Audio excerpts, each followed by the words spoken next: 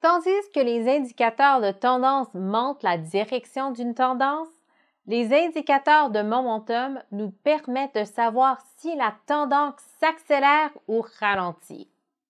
Les négociateurs peuvent ainsi déterminer s'il est plus probable que la tendance se poursuive ou qu'elle renverse dans un avenir très proche.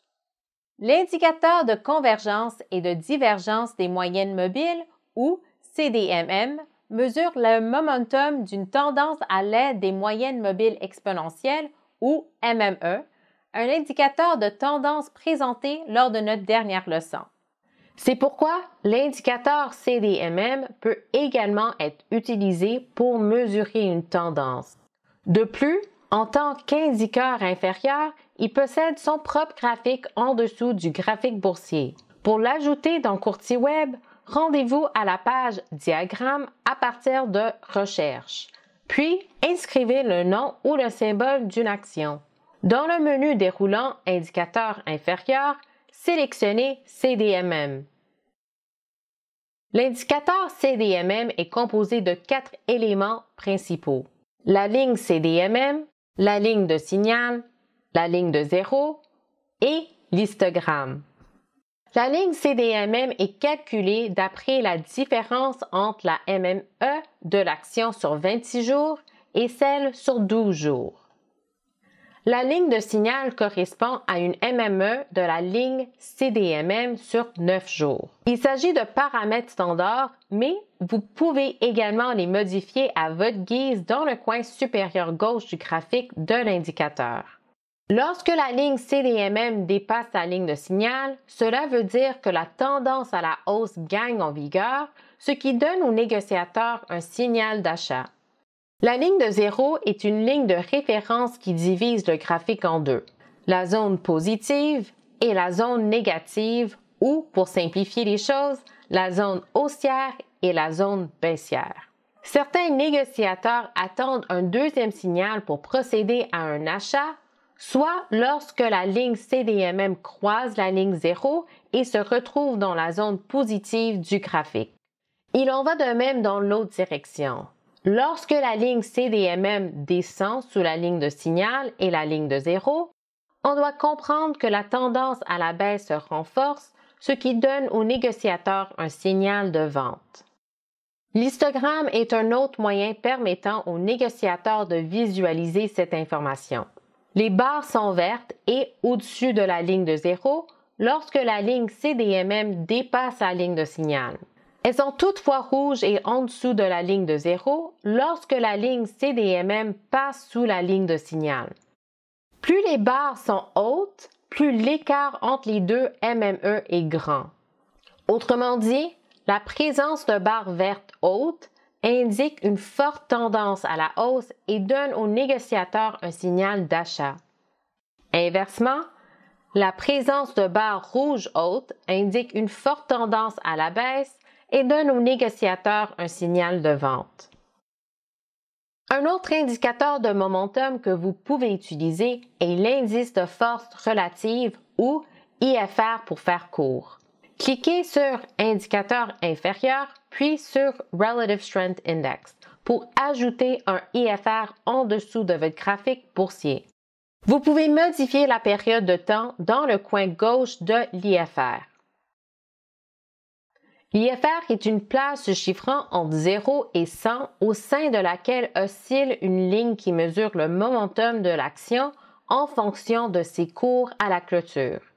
Lorsque la ligne descend dans la plage comprise entre 0 et 30, il s'agit d'un signe avant-coureur indiquant qu'une situation de survente est peut-être en voie de se produire et que l'action pourrait changer complètement de direction et entamer une tendance à la hausse sous peu. Cela ne constitue pas un signal d'achat pour l'instant. Lorsque la ligne remonte et passe au-dessus de la marque de 30, un signal d'achat est alors généré. En revanche, lorsque la ligne se trouve entre la plage comprise entre 70 et 100, il s'agit d'un signe avant-coureur indiquant qu'une situation de surachat est peut-être en voie de se produire et que l'action pourrait changer complètement de direction et entamer une tendance à la baisse sous peu. Lorsque la ligne redescend sous la marque de 70, un signal de vente est alors généré. Le dernier indicateur de momentum dont nous vous parlerons est appelé stochastique. Vous trouverez également cet indicateur dans le menu déroulant Indicateur inférieur. Comme l'IFR, le graphique stochastique présente une plage se situant entre 0 et 100. Il compte cependant deux lignes oscillantes plutôt qu'une seule, la ligne de pourcentage K et la ligne de pourcentage D. Tandis que l'IFR mesure les situations de survente et de surachat à l'aide des cours de clôture, la ligne de pourcentage K tient également compte des creux et des sommets. La ligne de pourcentage D correspond à une moyenne mobile simple sur 3 jours de la ligne de pourcentage K. Les négociateurs doivent surveiller lorsque les lignes se rapprochent des marques de 20 et 80, des signaux avant-coureurs qu'une situation de survente et de surachat est peut-être en voie de se produire. Un signal d'achat est créé si 3 événements surviennent dans une période de 5 jours. 1. Les deux lignes passent en dessous de la marque de 20. 2. Les deux lignes montent au-dessus de la marque de 20. 3. La ligne de pourcentage K dépasse la ligne de pourcentage D. Un signal de vente est créé si la situation contraire survient dans une période de 5 jours. 1. Les deux lignes montent au-dessus de la marque de 80. 2. Les deux lignes passent en dessous de la marque de 80. 3. La ligne de pourcentage K dépasse la ligne de pourcentage D. Les indicateurs stochastiques IFR et CDMM sont aussi connus comme étant des indicateurs oscillateurs ou des oscillateurs, car leur valeur oscille à l'intérieur d'une plage. Disons maintenant que vous appliquez une moyenne mobile simple à votre graphique et que vous remarquez une forte tendance à la hausse. Comment savez-vous s'il faut acheter ou vendre? Au moment d'appliquer l'analyse technique, il est important de n'utiliser aucun indicateur de manière isolée pour prendre des décisions de négociation. Il faut plutôt utiliser plusieurs indicateurs pour confirmer les signaux observés. Dans ce cas-ci, il peut être utile d'observer l'un des oscillateurs ainsi que la moyenne mobile simple. Par exemple, si la tendance est à la hausse, mais que l'indicateur stochastique dénote une situation de surachat, la tendance pourrait bientôt prendre la direction inverse, ce qui peut dire qu'il serait peut-être plus sage de procéder à une vente.